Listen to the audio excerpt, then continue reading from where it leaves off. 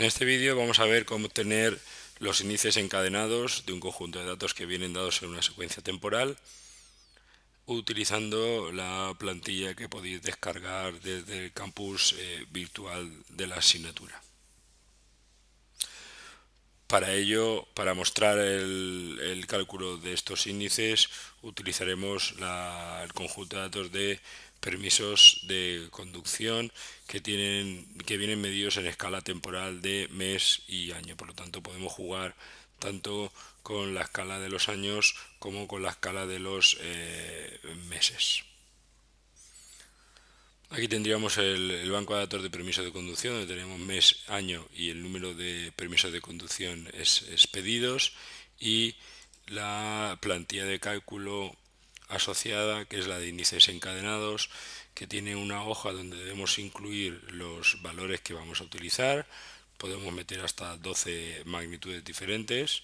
En este caso aquí en la V1 pondremos las expediciones, y en la escala temporal nos permite poner tanto meses como años si tenemos dos escalas temporales, y en cada una de estas pestañas de K1, K3, K6 y K12 permite calcular el índice encadenado de orden 1, 3, 6 y 12. ¿Vale? Cada uno de ellos se interpretará en función de la escala de medida que tengamos en la variable original. En este caso, como la escala más pequeña que tenemos es por meses, pues el K1 hará referencia a los índices encadenados intermensuales, el K igual 3 a los índices intertrimestrales, K igual a 6 a los índices intersemestrales y K igual a 12 a los índices interanuales. Por lo tanto, lo primero que hacemos es copiar los datos. Simplemente seleccionamos el primero y nos vamos hasta el último. Copiamos y pegamos. Si queremos añadir la escala, lo podemos haber hecho todo de una, pero para que ir poco a poco, pues simplemente ahora cogemos mes y año y pegamos en este caso. Hay que tener en cuenta aquí que no utilizamos un periodo de referencia, son índices encadenados, luego se van encadenando en función del orden que vayamos eligiendo. Por ejemplo, en el K igual a 1 tendríamos los índices intermensuales y las tasas de variación. Vamos a interpretar las tasas de variación, que son más sencillas. Por ejemplo, en este de aquí, del menos 1,85, significa que entre el mes de febrero del 90 y el mes de enero del 90 los permisos de conducción descendieron un 1,85%. Este 4,94, ¿qué significa? Que entre marzo del 90 y febrero del 90 los permisos de expedición crecieron un 4,94%. En el caso de que igual a 3, recordamos, como vimos, que dejamos los primeros 3 en blanco, y en este caso, por ejemplo, este 13,64 lo que está haciendo es comparar el mes de abril con el mes de enero. Es decir, que en abril con respecto a enero hubo un descenso de un 13,64 y así sucesivamente. Es decir, comparamos con el que está situado 3 puestos o 3 puntos en la escala temporal anteriores. En K igual a 6 compararíamos con 6, es decir, que este 4,43 es de junio frente a enero, es decir, han aumentado un 4,43 los permisos de expedición. Y en el K igual 12 lo que hacemos es comparar el mismo mes de diferentes años. Este menos 8,86 significa que entre enero del 91 y enero del 90 hubo un descenso de un 8,86% en los permisos de expedición. Podríamos representar la información para valorar, digamos, en cada instante cómo cambia esa información. Simplemente seleccionamos. Vamos a seleccionar las tasas de variación en este caso.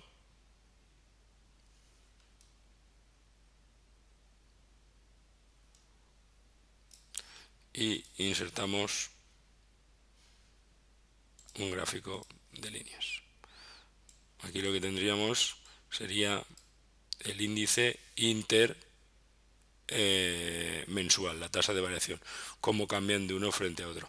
Podemos ver claramente donde se ven los picos, lo que decíamos ya que hemos visto alguna vez y que se contaba con detalle en el material del tema correspondiente, los picos del verano, cuando hay aumentos y cuando hay descensos. Esto sería el índice intermensual. Si quisiéramos, por ejemplo, representar el interanual, pues simplemente lo que hacemos es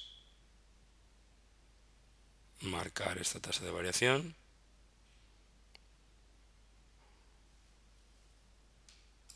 y de nuevo insertamos el gráfico de líneas. Aquí lo que tendríamos sería los cambios interanuales del índice, es decir, comparando un mes con el mismo mes del año anterior. Podemos ver que se produce casi un patrón similar de comportamiento.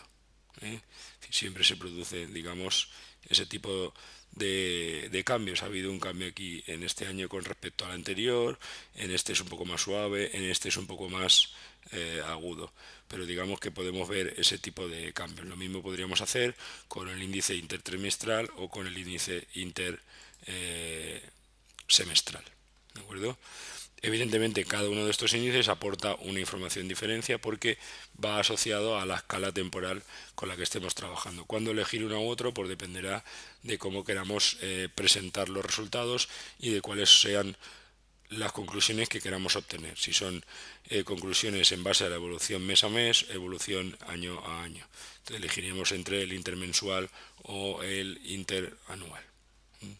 Si la escala temporal solo viene dada en años, pues solo podríamos obtener datos interanuales, por ejemplo. No podríamos hacer, digamos, variaciones dentro de esos años. Es decir, que el periodo con el que podemos trabajar aquí va asociado con el periodo que tenemos originalmente medido en el banco de datos, como ya podemos ver, como ya pudimos ver en los materiales de las clases teóricas.